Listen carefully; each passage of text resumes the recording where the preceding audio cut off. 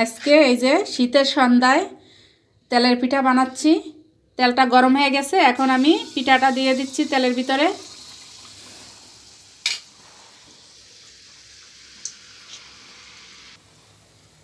মাশাআল্লাহ, অনেক সুন্দরভাবে আমার পিঠাটা ফুলে গেছে।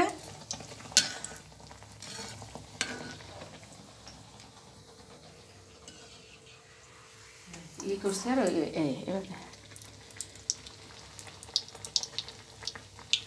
তেলের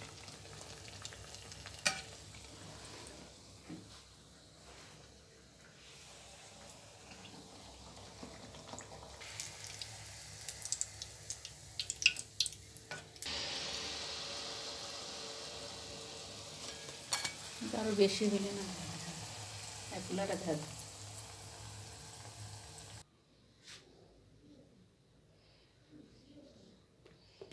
পিঠা বানানো হয়ে গেছে, এখন খাওয়া দাওয়ার পালা।